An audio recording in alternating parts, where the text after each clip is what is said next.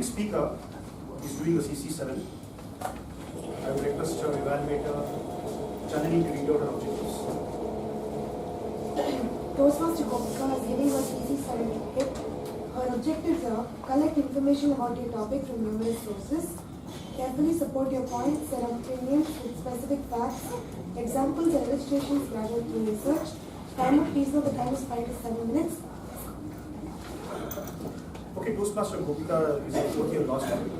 I mean, she's very famous, not so much in the club, but in the WhatsApp group. More active in the WhatsApp group than in the club. And anyway, I think she's the treat bakra for the. Everybody wants a treat, they go and ask her, who are they? So now, I think she decided to treat herself and she went to KFC. And she went to KFC and ate that juicy piece of chicken there. She remembers that the guy that actually built that place is a 74, he built at the age of 75 years. And that man, Colonel Sanders, is an amazing man with an amazing passion and determination. So let me welcome Gopika to give a speech today. Gopika, of the people, by the people, for the people. Of the people, by the people, for the people. Toastmaster.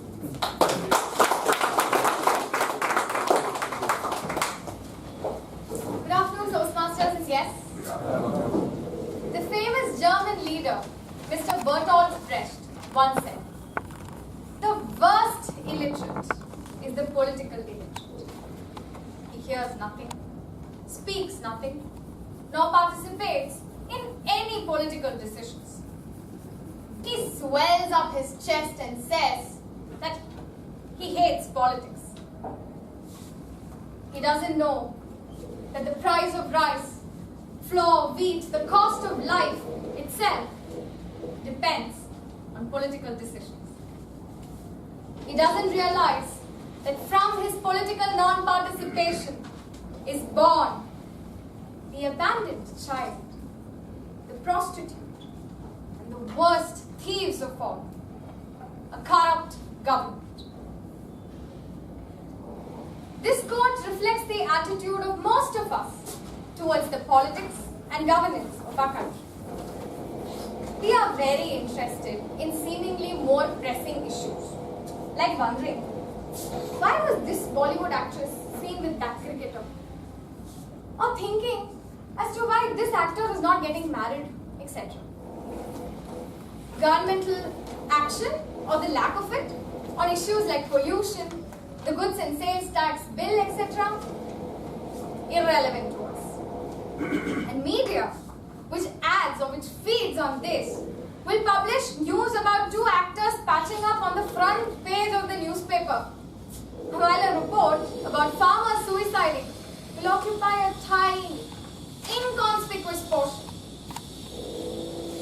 I think that the founder of this organization, Toastmasters International, probably made politics a taboo topic because he thought that if we were to give politically fueled speeches, then we might have some conflict among ourselves and the very purpose of this institution would be lost.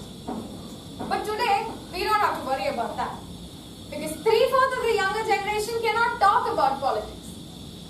For a simple reason, they do not know about politics. They don't know what is happening around them. As a law student, I was once asked to conduct a research where my subject of study were people between the age of 15 to 30. And the objective was to find out whether they were aware of their rights or not. So the first question I asked them was, do you know what is the system of governance followed in our country?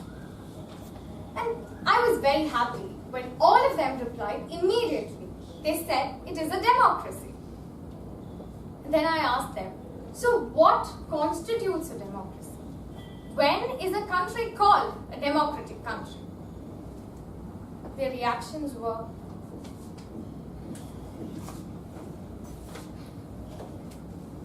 they didn't know. So tomorrow, somebody like Hitler could come and totally collapse our executive, our judiciary and our legislature, could single-handedly rule us, and these people would still say, we follow a democratic governance in our country. Do you all see this book, The Constitution of India? You all see it? So you all think this is a book in my hand. But this is not a book. This is our oxygen. Today, all of us sit here in this room. We are able to speak what we think because this permits us. I can walk from here to here because this permits me. And this is exactly why that one event which happens once in every 5 years is so imperative. The elections. But what do? Polling days are simply considered to be a holiday. Those of us who do manage to go to the polling booth vote blindly without knowing anything about the credentials of the candidates. We forget that these men whom we elect without a thought will tomorrow decide our lives. They can control what we eat and drink under Article 47 and 48 of the Constitution. They can control as to whether we can have this organization, whether we can come here and speak under Article 19 of the Constitution. To the extent that they decide whether we have a right to privacy or not under Article 21 of the Constitution. Franklin Roosevelt was not joking when he said that the ultimate rulers of a democracy is not the government, but it is we, the society, the voters of this country. So it's now time that we transform ourselves into a politically aware and conscious set of citizenry. We would do well to remember that when the government's boot is on our throat, it does not matter if it is the left boot or the right boot. A bad government will harm everyone equally.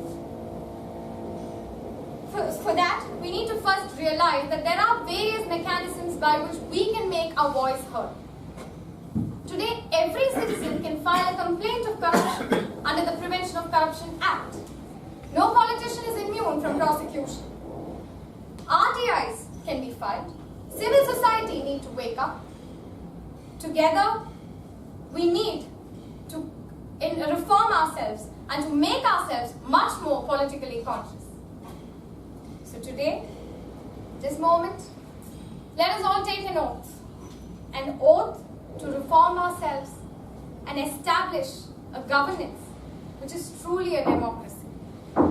And by democracy, I mean a government of the people, by the people, and for the people. Jai Hind.